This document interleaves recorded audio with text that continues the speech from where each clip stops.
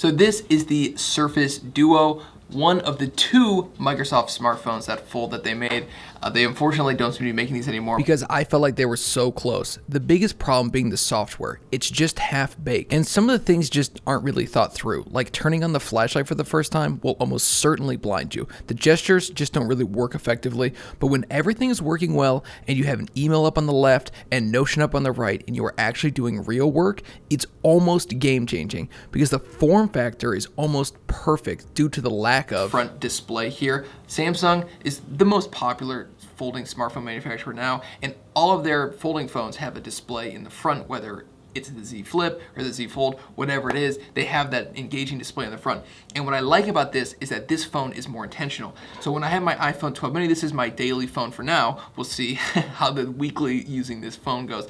This phone demands your attention the second you open the phone up. So you pull it out of your pocket, here it is, boom, notifications, emails, text messages, friend requests, all that stuff right there in the palm of your hands. This phone, if you pull this phone out, you have to make a conscious decision to open it up and get hit with that stuff. So it makes you, while it's on the table, it's not as engaging. It's just there. You're not getting hit with notifications. You're not seeing anything pop up out of the corner of your eye. You're not seeing that because it's closed and the display is on the inside.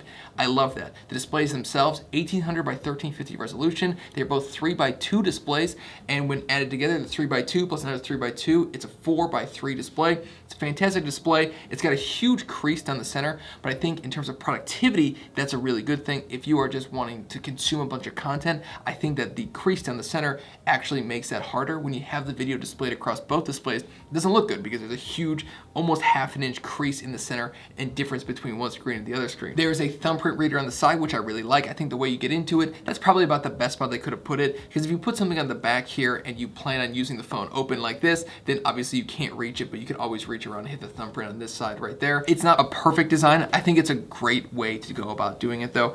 Next, the speakers are there, and there's only one in the top left part of the screens. So viewing content on the right screen is weird because the audio is distant from the video. All in all, it's fine, but with these massive bezels, I would have liked to see a total of 4 speakers on the top and bottom of each screen. The camera is probably one of the biggest letdowns on this phone. They only give you a single front-facing camera. It's basically just a selfie cam. It's an 11 megapixel camera on the front here. It sits right there.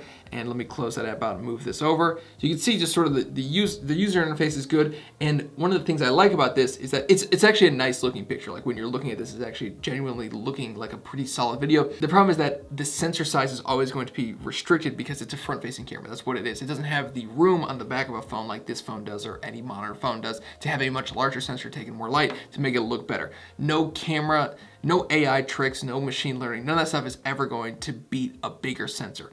But the video itself, obviously you can see it looks good. This is like perfect lighting conditions, so of course it's gonna look really good. And also you get the benefit of having this basically be a tripod. So if you want to take a video of yourself, I make YouTube videos, so I'm all about seeing myself on camera, and being able to film myself like this is really cool. Not many people are going to need that functionality, but I really like it because I make YouTube videos. But if you were to film your kids, it's nice to be able to just set it up and have it sit there while you play with them. It's nice. You don't have to lean it up against something precarious like we all have a million times before. The only other complaint I have with this phone is that the battery isn't very big. They did that at the cost of making it super thin. You can see this is just like a couple playing cards thicker than a 12 mini. This phone is remarkably thin. It's pretty wide to put in your pocket. That's the only other thing, is it's significantly wider than the 12 mini. It's like 1.5 12 minis. This is obviously the gold standard, so I compare everything to this. The actual usability of having the 2 displays is really a nice feature, especially if you're doing if you're playing games, it's nice because you can have a controller pad on the bottom and the screen up top. But if you're actually working, it's really nice. So I have Notion up on the right screen a lot, and then YouTube Studio up on the left screen, or emails up on the left screen. And being able to do both at the same time, being able to multitask, is fantastic. It's a great phone. It's a shame they're not going to make any more of these, but I'm really, really looking forward to using this for the next week, because this is the type of phone that I feel like could pull me from iOS and iMessage. Thank you for watching. This has been Scott with Techno Eclipse. I will see you in the next one. Peace out.